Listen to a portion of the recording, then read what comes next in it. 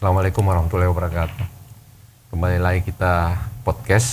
Kali ini kita ditemani dengan seorang narasumber yang luar biasa. Luar biasa. Teman biasa, lama di luar.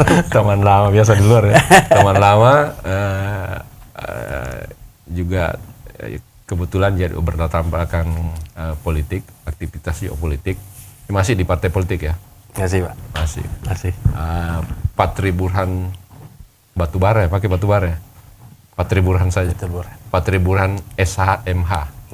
Ya, kebetulan beliau ini tadi saya sudah sebut bahwa berlatar belakang politik, kemudian juga relevan dengan disiplin ilmu ya. Kebetulan sarjana hukum di bidang tata negara.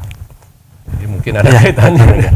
Nah, kali ini kita membahas tentang Pilkada Sulsel, khususnya yang terkait soal ada isu bahwa ada gerakan atau upaya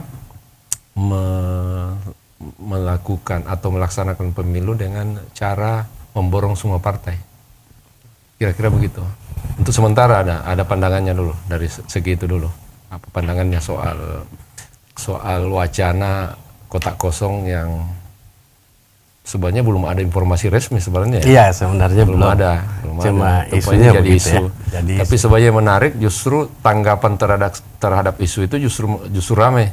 Ya, beberapa orang sudah menyampaikan pandangannya bahwa tentang kotak kosong itu, padahal sebenarnya dari sisi calon belum ada tindakan ataupun keputusan yang mengarah kepada itu. Belum.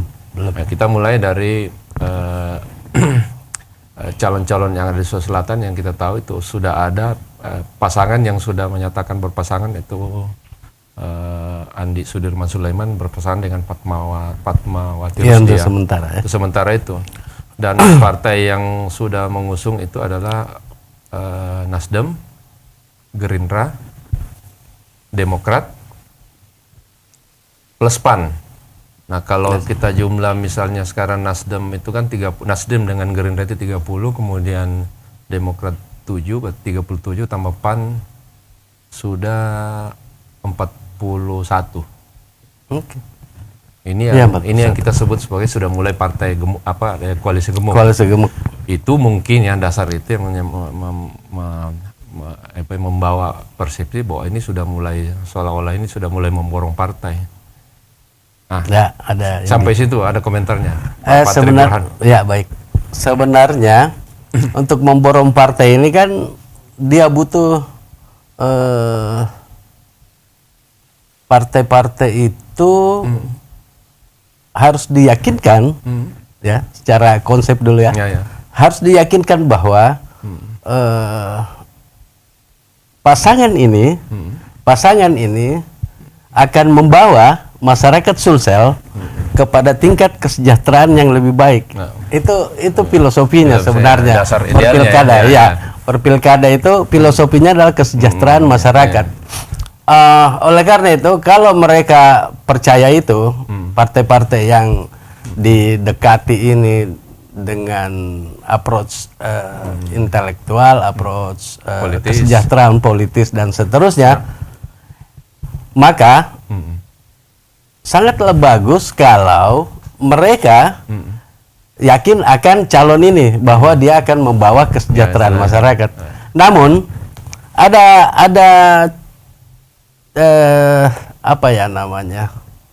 ada celah di situ untuk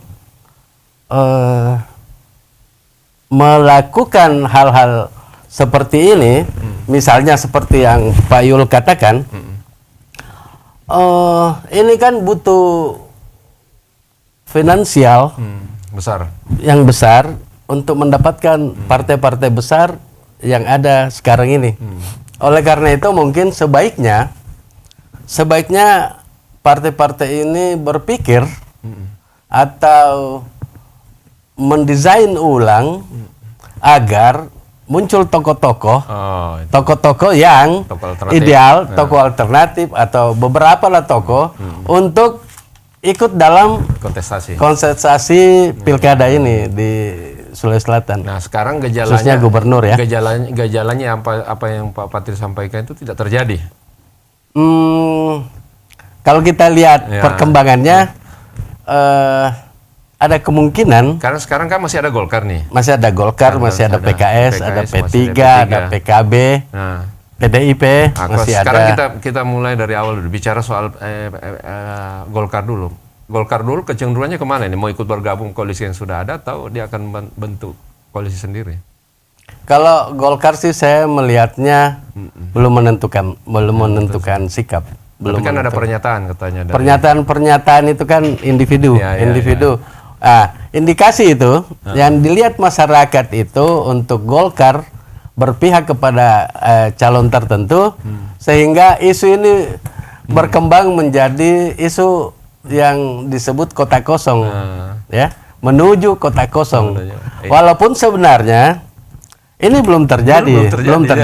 Tapi ini harus diantisipasi untuk tidak berlaku, tidak di partai ini tidak mengendorse agar terjadi kota kosong itu. Mungkin karena trauma masa lalu kali ya. Karena Makassar pernah mengalami hal serupa, kota kosong. Saya setuju kota kosong. Saya sangat setuju kota kosong kalau ini kan kota kosong perdebatannya agak panjang di undang-undang pilkada itu. Sebenarnya kota kosong itu dibuat alternatif terakhir dalam rangka apabila dua calon atau dua calon tidak bersyarat waktu mendaftar di KPU. Tapi kalau kita starting awal sudah kota kosong, ini saya rasa salah niat. Iya, sangat mendegradasi demokrasi itu, nggak bisa nggak make sense. Ini dia mungkin karena seolah-olah sudah diprolog dari awal bahwa ini ada rencana kota kosong, sampai reaksi publik begitu gencar untuk melakukan perlawanan di tanda kutip kan memang seperti kita tahu ya, itu tadi kan sudah sampai ke Pak Patri bahwa ini belum ada tindakan, belum ada keputusan bahwa dia akan terjadi kota kosong. Tapi kenapa reaksi masyarakat begitu gencar untuk melakukan perlawanan? Mungkin tadi itu karena sejak awal sudah seolah-olah sudah direncanakan gitu ya. Iya, ada indikasi, begitu. Ada indikasi karena beberapa isu yang berkembang bahwa partai ini sudah merapat ke si A, partai ini sudah merapat ke si B.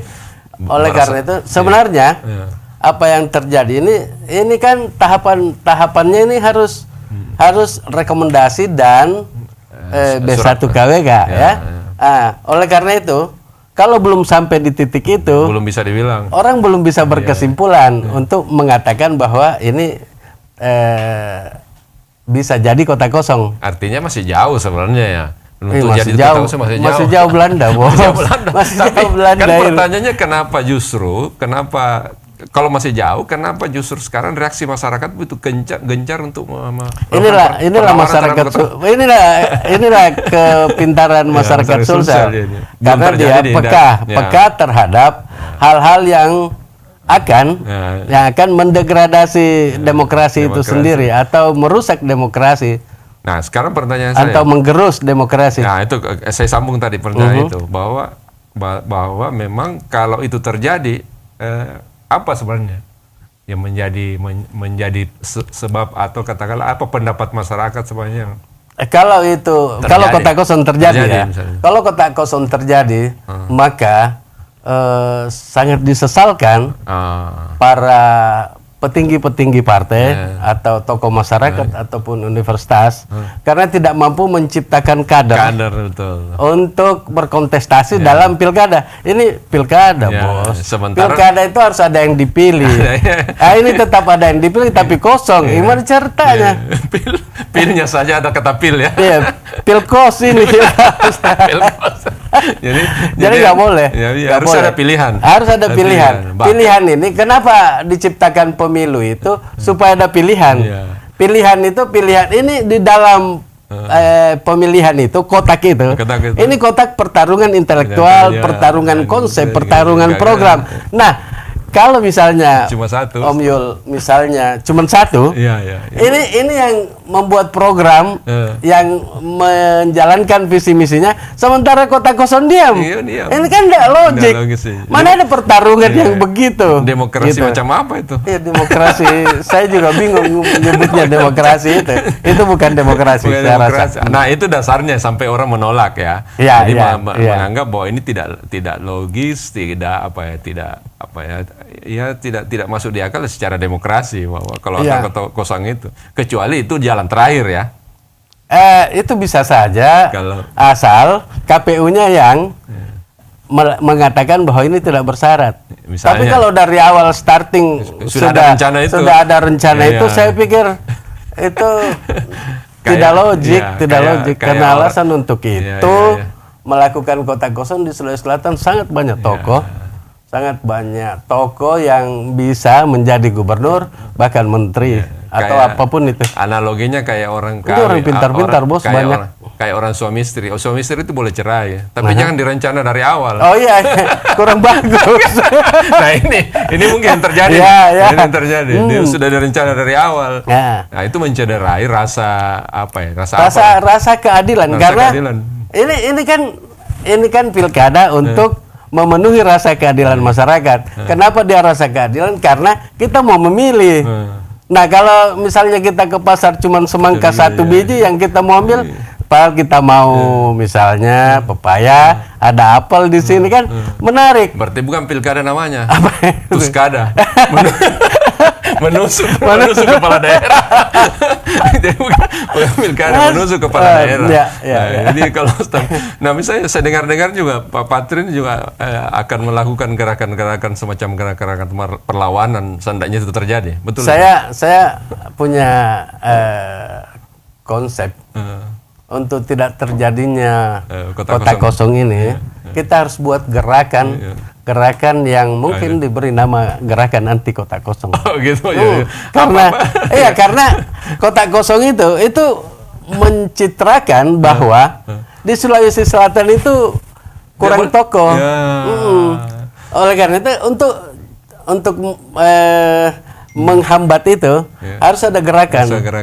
Jadi untuk kita himbau kepada tokoh masyarakat, tokoh politik, tokoh ormas untuk melakukan urung rembuk untuk menghadang cita-cita kota kosong itu. Cita-cita ini ya. Iya, karena itu sangat menghambat kader-kader itu untuk maju. Iya, karena kan partai itu kan lembaga katanya itu ya. Iya, lembaga kader ya. Woi, kok nggak ada kader yang bisa muncul di situ? Yang lebih parah nih, partai besar tapi mengusung kader orang lain, gimana itu? Iya, ini kan sebenarnya permainan politik yang tidak fair. Tidak fair. Ya mungkin dia misalnya misalnya si A yang menginginkan kota kosong ini takut kalah atau takut bersaing dengan si B. Itu lebih ke situ ya. Iya, ini karena misalnya kekuatan si B lebih kekuatan finansial, kesejahteraan dan seterusnya itu ini dia sudah munculkan. Oleh karena itu si A sangat ragu untuk tidak menang. Padahal ini bukan menang kalah, bos. Ini untuk kesejahteraan masyarakat. Begitu. Itu konsep besar. Serahkan masyarakat untuk menentukan pilihannya. Iya, setuju. Begitu misalnya melaksanakan siapapun yang melaksanakan pemerintahnya tidak ada yang disesali kan? Ya enggak, karena itu pilihan mereka. Ya, tapi kalau kota kosong itu tidak logik. Kota kosong itu merupakan anomali dari demokrasi. Itu anomali.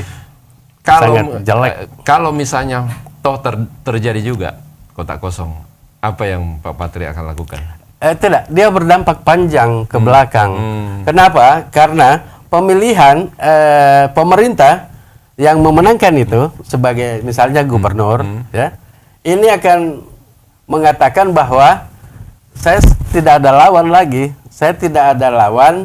Saya akan bisa semena-mena, berpotensi. Bisa berpotensi menuju ke situ. Oleh karena itu pemerintahannya tidak akan berwibawa, pemerintahannya akan melakukan deviasi yang sangat fatal karena kontroler itu kurang karena mereka menguasai dominasi DPR, anggota DPR itu, sehingga dia melakukan apa saja yang dia inginkan, tidak terkontrol. Apalagi partai semua diborong. Itu pasti karena di dalam situ mereka sudah kontrol. Itu jadi, kalau menang. Check and balance itu masalah kalau menang. Ya. Kalau kalah. Kalau dia kalah, masalah lagi. Masalah juga. Masalah juga sih karena dia membuat logistik yang begitu besar ya. Jadi masalahnya di situ. Kalau dia kalah si calon ini yang melawan kota kosong ini, kolom kosong itu jadi presiden buruk, Bos. Kenapa? Kalau dia menang, kalau dia kalah, maka kita agak mundur karena itu dilakukan tahun berikutnya. Ya, tahun berikutnya pilkada itu. Oleh karena itu ini sangat banyak biaya, ongkos untuk melakukan itu. KPU harus siapkan dana yang besar untuk melakukan lagi pilkada. Ngomong-ngomong soal kota dasar legitimasinya apa sih? Informasi kalau misalnya terjadi kota kosong, bagaimana aturan yang mengatur itu? Kalau terjadi kota kosong, maka si kota kosong bisa menang atau si lawan kota kosong itu bisa menang 50% itu kan. Di pasal 54C itu kalau dia menang si kota kosong ini, maka tahun berikutnya dilakukan pemilihan lagi. Dan itu yang saya nggak setuju. Pemilihan ulang lagi, tapi yang kalah itu tidak boleh ikut atau masih boleh ikut? Masih bisa ikut. Masih bisa ikut. Tidak setuju tadi karena? Saya tidak setuju karena biayanya gede, Bos. Oke. Kalau misalnya biaya gede karena proses demokrasi berjalan alamiah, tidak ada soal. Ya nggak ada soal. Yang jadi soal kalau ini by plan, by design, by niat. By niat ya. Nah, ini sebenarnya mungkin juga ini dengan reaksi. Apakah ada hubungannya dengan trauma masyarakat Makassar ya, secara khusus, secara umum Sulawesi Selatan terhadap adanya kota kosong? Mungkin reaksi ini akibat sudah pernah terjadi. Kan dulu pernah terjadi pemilihan wali kota Makassar yang melawan kota kosong, yang kemudian dikalahkan calon ini oleh kota kosong.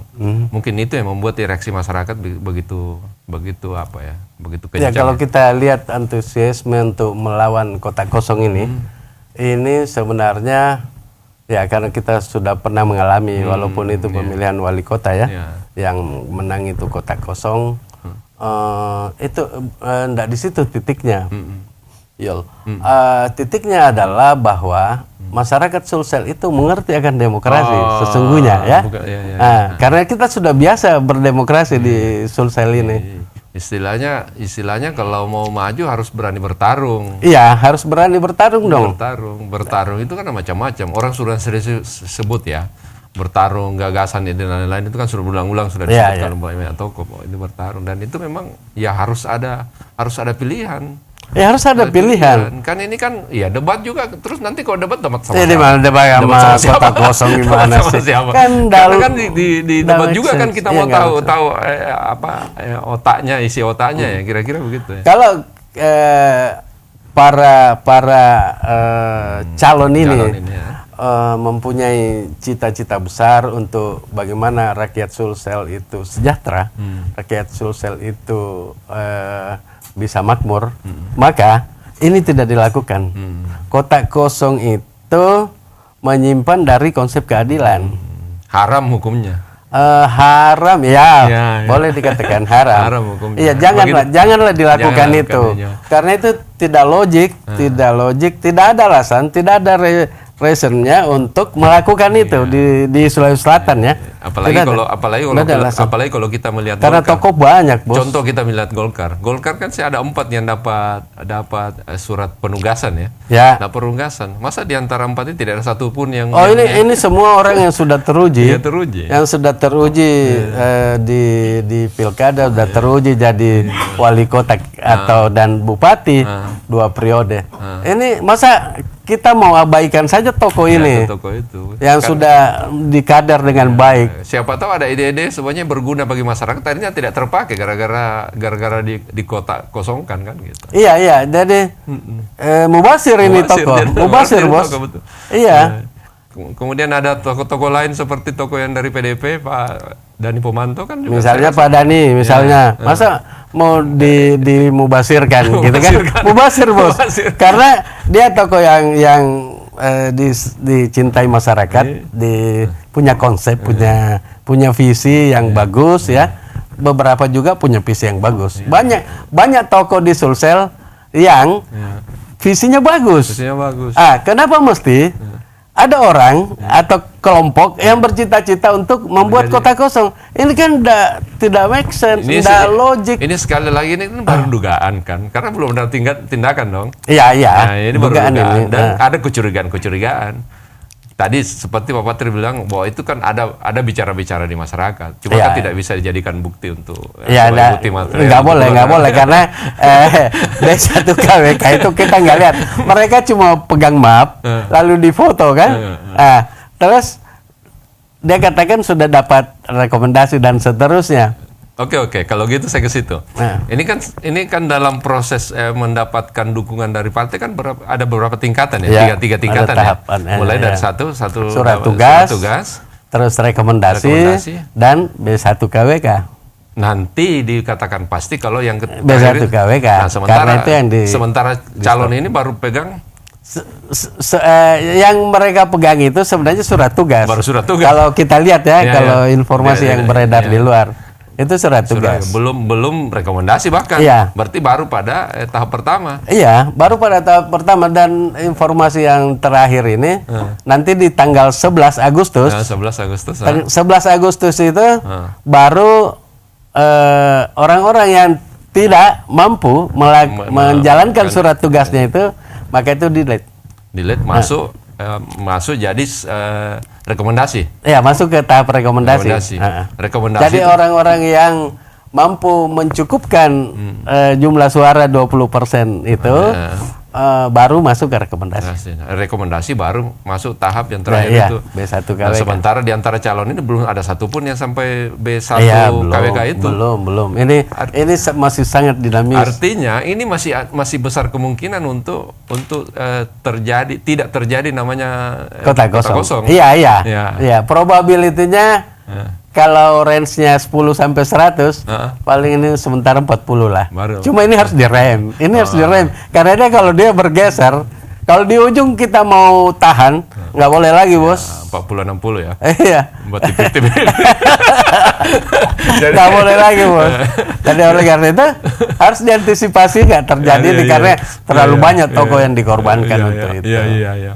Dan ya rakyat juga yang dikorbankan. Iya, rakyat lah. Karena disuguhi sesuatu makanan yang tidak ada pilihan. Iya, nggak ada pilihan. Makanan aja kan nggak boleh, harus ada pilihan. Iya. Kita masuk di rumah atau di ruang tamu ditanya mau minum panas atau dingin, masih ada pilihan kan? Dingin masih ada. Masa pilkada tidak ada pilihan, nggak ada menunya.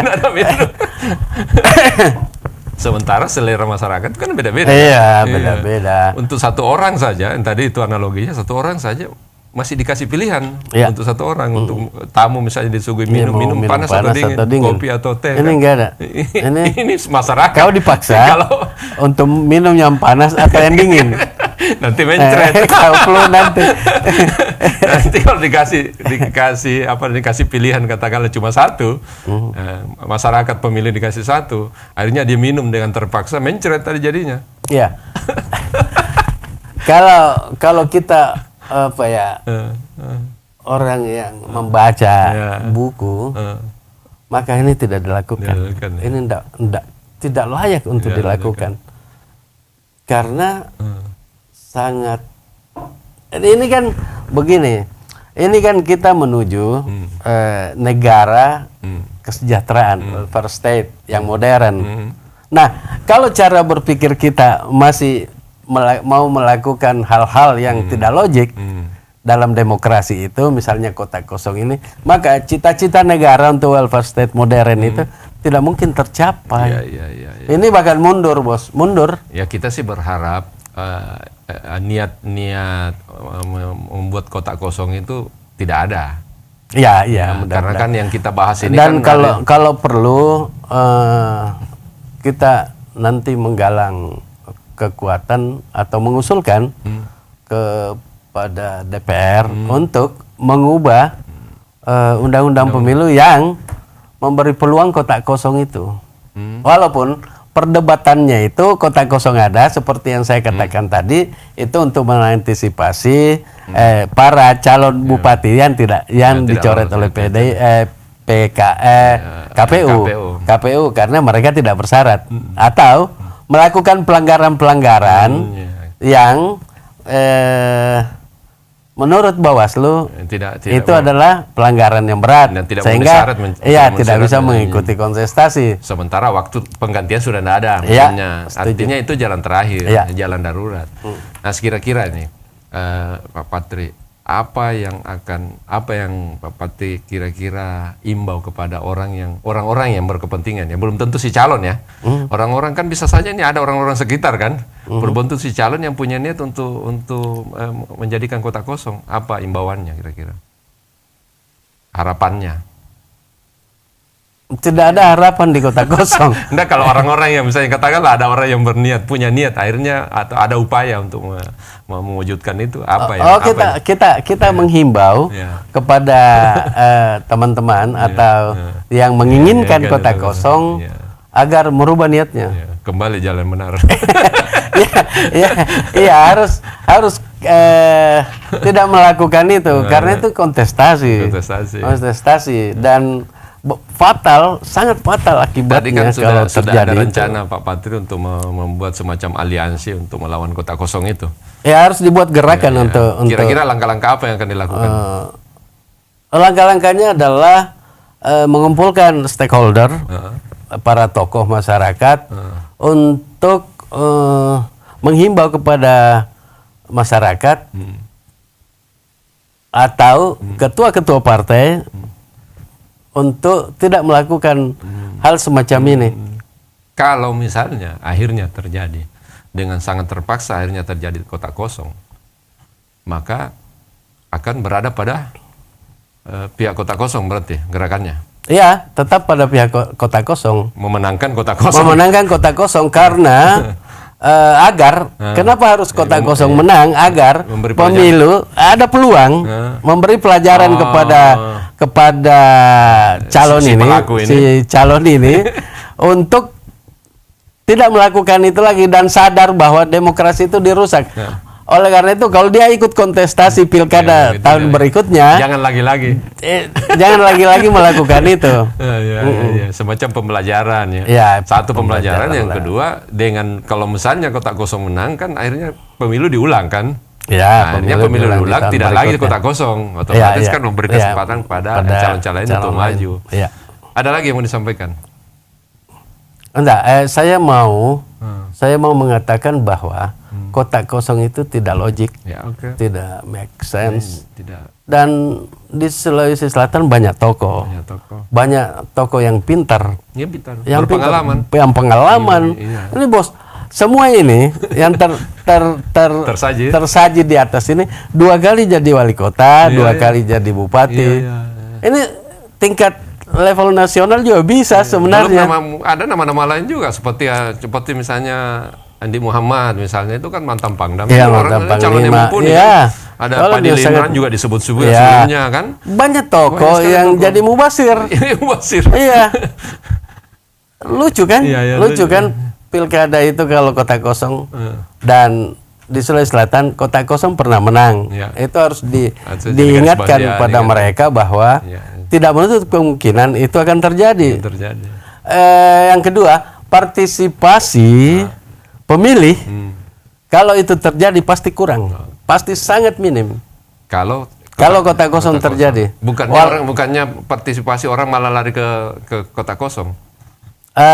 Kalau misalnya itu kurang, seperti misalnya waktu Makassar itu sekitar wajib pilih cuma sekitar 500-an ribu, 500 ya. Dari penduduk 2 juta ya? Ya, penduduk 2 juta, dan akhirnya kotak kosong itu menang.